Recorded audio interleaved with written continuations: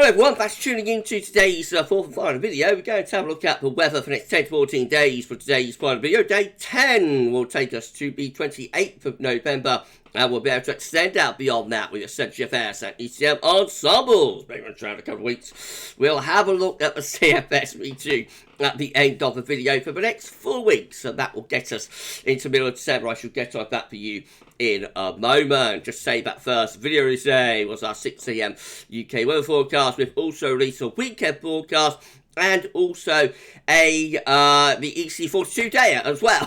So check out all today's videos and content. Thank you so much everybody for doing that. Like, share, subscribe, all that good stuff on the vids. Thank you so very much everyone.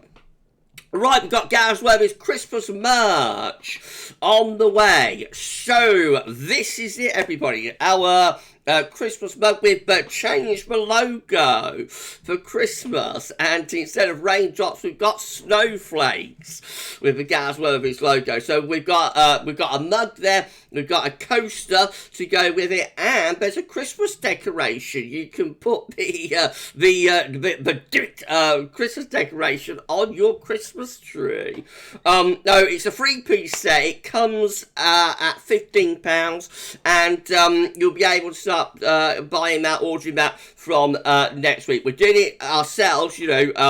My good friend James United is doing this for GavsWeatherVids, and so you don't need to do it through Spring or anything like that. All you're going to need to do is send £15 to our PayPal account. Link is in the description with all the videos for that. So send £15. You get the 3-piece set, and we'll send that to you. But not quite yet. We're still going to wait a few more days for that. But we'll be set up for it by next week. But I just want to give it a little bit of a plug. So if anybody wants Gav in their stocking, have a Gav stocking filler, then that's how you do it. And it looks absolutely lovely, doesn't it? Very, very Christmassy, very festive. So thank you so very much to James 098 for doing that for us. Thank you so much. And yeah, Christmas merch coming. We did have a Christmas jumper in the works, but that's proved very difficult to try and find a merchant to do that. So I think I'm going to leave the Christmas jumper this year. Hopefully we'll be able to do that next year, though. But we got our mugs and our coasters and our Christmas decoration anyway. So no, Christmas merch will be on sale from next week, and watch your space for more on that. Right, okay, let's start the event. We're going to have a look at BCT. Centering temperature is now sitting at 8.3, which is 1.9 degrees above the 61 to 1990 average. That is provisional to yesterday, to the 17th of November. These are the 500 millibar Height Anomalies flowcharts from Penn State University for the next week to 10 days. We have got the ECMWF on the top, and the GFS, which we'll have a look at in a moment, is on the bottom. So 500 millibars, 18,000 feet is an area in the actual high pressure, low pressure being moved around by the jet stream running above. Blue extrapolates to below average heights, which is low pressure. Yellow, orange and red to above average heights, which is high pressure. So in a sense, a 10-day time frame, which gets more or less to month's end, we've got the east with this big trough of low pressure across the northern and eastern parts of Europe. There's a lot of cold air in southwards with that. So a plunge of winter into northern, eastern and northeastern parts of Europe. We're kept on the periphery, though, with this ridge of above average heights, this ridge of high pressure to West Europe. So that just keeps the cold air up there, just passing or glancing to our east, and keeps us in a generally sort of westerly type flow. A relatively mild condition continuing with the ECM. Look at the GFS though, very different. Well, actually not that different, but subtle differences make a big difference in this sort of pattern. And the big difference is that everything is shunted further west and north. So we've got the blocking area of high pressure much further north in the Atlantic and going up to Greenland. And then we've got this trough of low pressure through much of northern, central, but also western Europe. And that brings the coldest of the air southwards into the west of Europe there with the GFS. So out of the two, and you're going to see the chart data later in the video, but out of the two, the GFS is the significantly colder option, and actually really quite wintry around days 8, 9 and 10.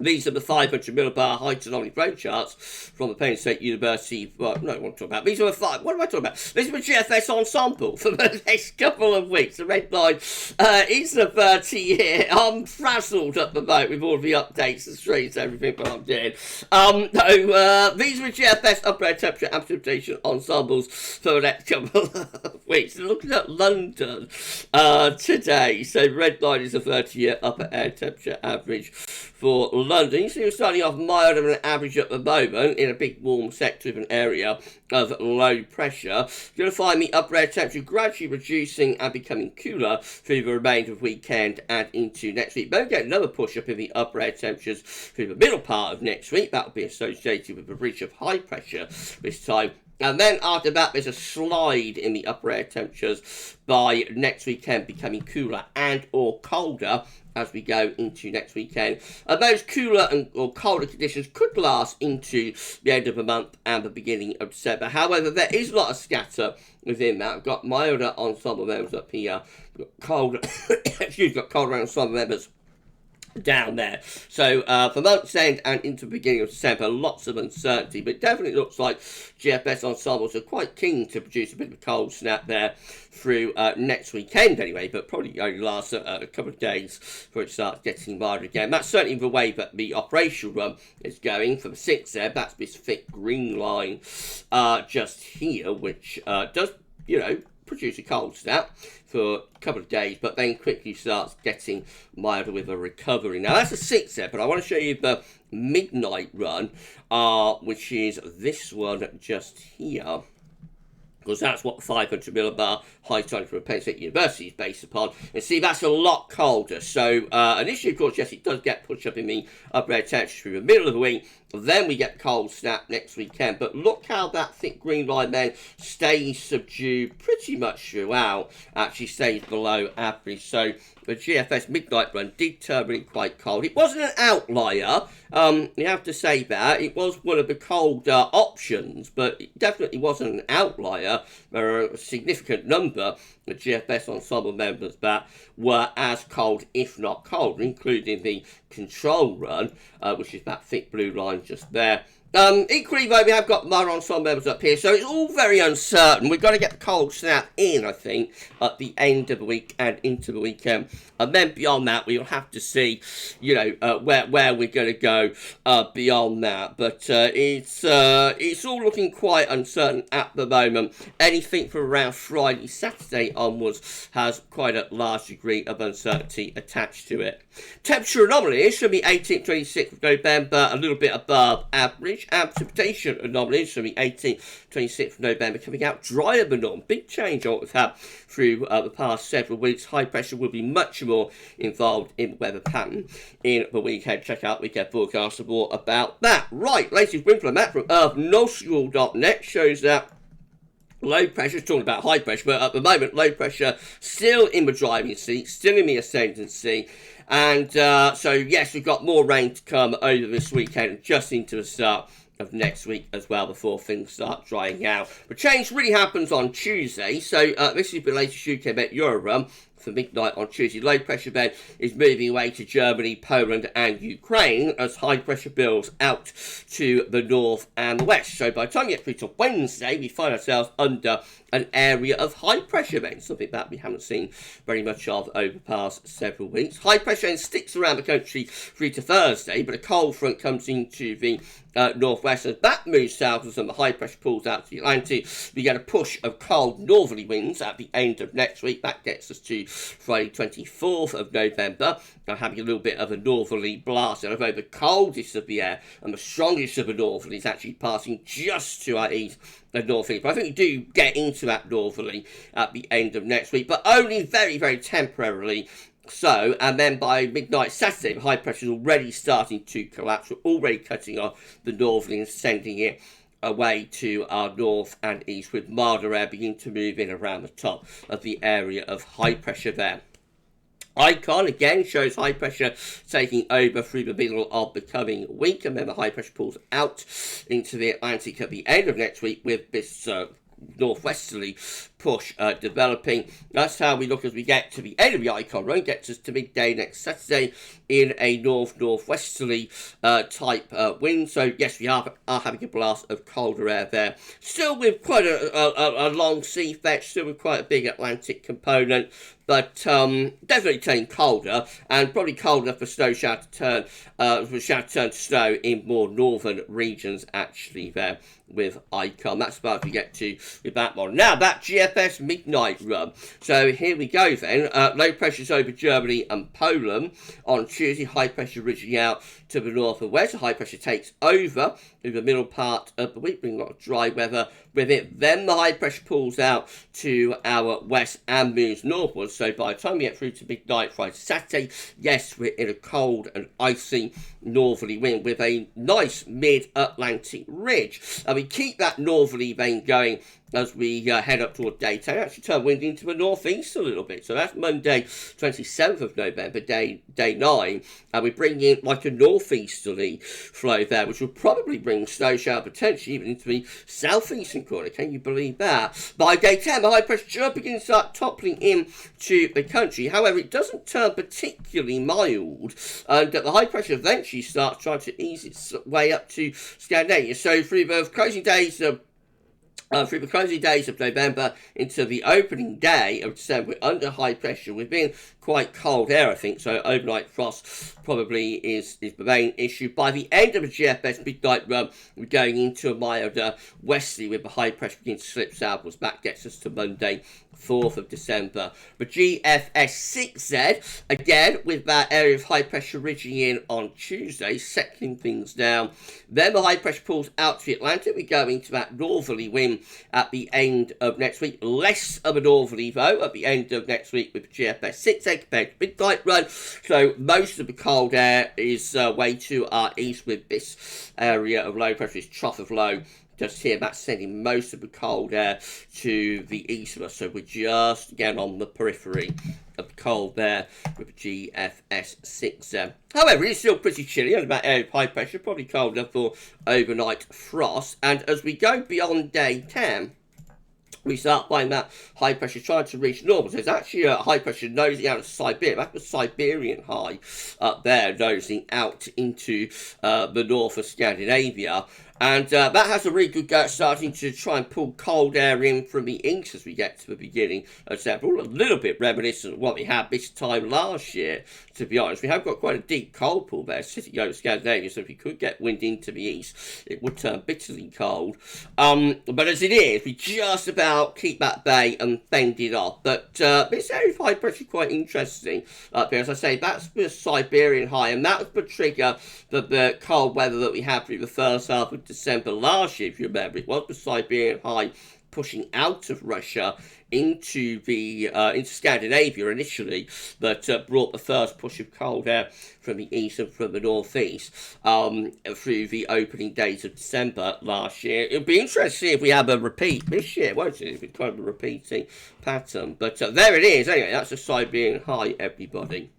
Right, no GEM today, only updated to about 96 hours. I don't know what happened to it. Updated to about 96 hours and then gave up the ghost. So we'll go on from there to the ECM, but just say that if you're enjoying the video, please you like, share and subscribe. Thank you so much everybody for doing that. And why not drop a comment, let us know what you think about this and all of our videos. And don't forget to tell friends about GavsWeatherVids. Thank you so much everybody for doing that. Only 75 subscribers now will get us to 17.3k. So if you could give us a sub and tell your friends about them to subscribe, it will be amazing, it will be incredible, and we will thank you so much for doing that. Thank you so much everyone. Right, ECM then, as we've not got the GEM, let's just go straight on to the ECM. Again, we've got the low pressure moving away to Germany and Poland on Tuesday, with high pressure building in from off the Atlantic. High pressure takes over through the middle part of the coming week. Relatively mild air coming around the top of the high, although it could be cold enough for some frost and fog night and morning in the far south and southwest, but generally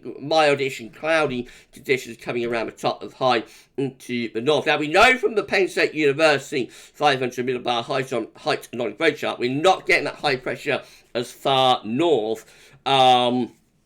in the 7 to 10 day time frame as the GFS midnight run was doing. So that's the setup as we get to Saturday next week, 25th of November. Notice the high pressure nowhere near as far north as the GFS is trying to take it. So it's still relatively mild actually at that point. Some cold air just flirting with the far north and northeast Scotland, but most of the cold with the ECM is up here across northern and northeastern parts of Europe, and we're not even on the periphery of it really with the ECM at that point. So we don't really get much of a northerly and actually stay on the mild side of a ridge of high pressure throughout, and we finish up at day 10, which is the 28th of November, looking like that. So drawing the wind up from the southwest, pretty mild, especially so for northern and western regions. No cold northerly blast at all with the ECM midnight run there. This is a precipitation forecast based on that ECM run from temp.com. So wet and windy weather has been clearing eastwards through this morning. Showery conditions following along behind. Tonight and tomorrow we'll see plenty of showers packing in from the west. By the beginning of next week, the showers are perhaps moving more towards the eastern side of the country, and then things drying out around the middle part of the week under that area of high pressure, away from the north and west of Scotland anyway, where the west-southwest wind continue to bring some wet weather, but a much drier week to come next week once we're beyond Monday. So just cold enough of a shower to begin to turn a little bit wintry across the far north of Scotland as we get into next weekend. However, generally we're on the mild side of the area of high pressure. The cold is well away to our north and the east. That's the setup for day 10. So still showery in the north and west, main dry in the south. All areas would be mild, potentially very mild actually with that, and yes, significantly drier. That's the main talking point about the ECM. Significantly drier for most parts of the country, away from the far north and west of Scotland. These are the up top table within the ECM Ensembles Day for Day 10 from the ecmdf.int website today, not from the ISO Ensembles. They're packed up. They're getting up the ghost again. I don't know what happens at the Icelandic Met Office. We have a nice run for a few weeks, then they stop, and that can go on for anything like a couple of days, or it can sometimes go to like a week or two that we don't get an update from them. Then they'll come back for a few months and then they'll go again. So I don't know what happens with them there. But anyway, we've got the ECM WF themselves, but we can get the options from them, though they're always much more cumbersome to get them from ECM themselves. But anyway, so these are the options on the table for day 10 from ecmdf.int. We've got 12 members of the ECM ensembles at day 10 looking mild with high pressure to the south, and we bring up wind from the southwest. I would imagine that would include the operation run that we've just been looking at. We've got another 12 just here with high pressure further west and low pressure to the east. So that looks colder, bringing the wind in from the north there. That would be kind of what the GFS is doing, I suppose. Then we've got 11 with high pressure right over top of the country. We're on the mild side of a ridge there, but the high pressure is centrally located, so it might produce frost and fog, that sort of thing. We have got 10 with high pressure even further north in the Atlantic, actually going up towards Greenland. Deep trough low pressure across the northwest Europe. That would get wind in to the north and potentially to the northeast. So that's probably the option that's in line with the GFS midnight run, actually. And then we've got 6 just here that has high pressure just slightly to our southwest. So that's bring the mildest of the air into the north. Down in the south, a closer centre of high pressure. Again, we might get some frost and fog. It would depend how much of an Atlantic influence is coming into that area of high pressure. That's probably cloudy and mild, I think, for most parts of the coast. But you wouldn't totally rule out chance of inversion down in the south. So again, it is very much hinging on what happens with this area of high pressure. If it goes further north and west, we'll open the door to the north. If it stays over country, might get a frost and fog. If it's centred more to the south, then it's going to be pretty mild. And then these are the options that we've got for 2 weeks' time. It gets us to the 3rd of December. We have got 16 members of the ECM ensemble, still with high pressure, more or less over country and out into the Atlantic. Low pressure into the north of Europe. So again, we're sort of on the periphery of cold weather. Under the high pressure, there might be frost and fog again. That's the big unknown. And then we've got 13. Just here, they have a high pressure to our north, centred between Iceland and Scandinavia, so a blocking area of high pressure. That would be bringing in a wind from an easterly direction. That could be cold, actually, that option.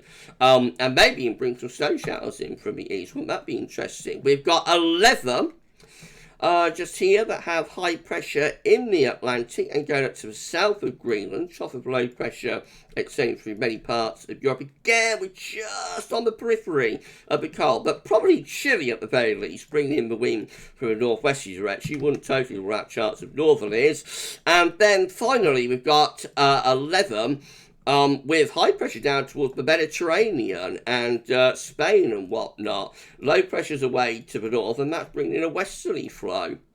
So very, very contrasting options there. Very contrasting. Lot of uncertainty. Initially with a position at the high pressure at day 10, and then beyond that, very uncertain in terms of the overall pattern.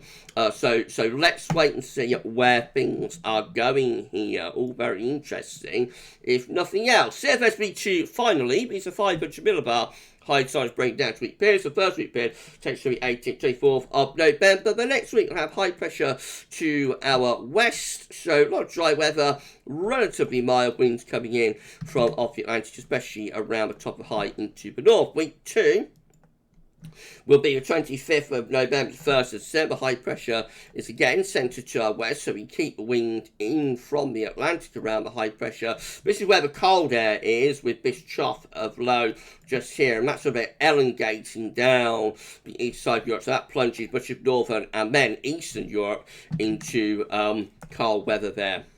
Week 3 will be the 2nd to the 8th of December. High pressure is over Spain. Low pressure towards Greenland and Iceland. So winds stay in from the west and from the southwest there. And then lastly, week 4 is the 9th to the 15th of December, and low pressure continuing to dominate the weather. High pressure in the North Atlantic, high pressure from the Azores into Spain, and winds staying from the west and from the southwest. So all time we keep wind from west southwest, incredibly mild. Remember, the cold wind direction is either north or east, sometimes southeast as well, if the air is on the continent is cold enough to produce inversion. But it's north and east that we look for cold, and west, southwest that we look to for mild, and the CFS is keeping it mild from beginning to end. Can't forecast. No. Okay, we're done. If you've enjoyed the video, please do like, share, and subscribe. Thank you so much for doing that. Why not drop a comment and let us know what you think about this and all of our videos. Don't forget to have read about GavsWeatherVids. We thank you so much, everybody, for doing that. 75 subs are going to get us to 17.3k. So if you could give us a sub, it'll be amazing and it will be incredible. And we'll thank you so much, everybody, for doing that. Right, I've just coming up tomorrow on the channel. So we're going to have 6 AM UK weather forecast. We have got our 12th and penultimate winter 2023-24 update to come tomorrow as well. That's going to be another epic, and we will be live streaming at 6 PM, so we'll discuss the 12th winter update, and we'll do 10-14 there. Everything we've done here, we'll do a live stream. The only difference is that we'll be doing it live rather than as a video upload, and we will also show you long range from CFS and from a Beijing Climate Centre in that live stream as well. And then we will have our 7th installment of Christmas Countdown straight after the live stream. So an epic Sunday of content to come again tomorrow. Please keep checking back to the channel for more. For this video though, and for today's videos, that's all for now, and thank you so much for watching. Bye for now.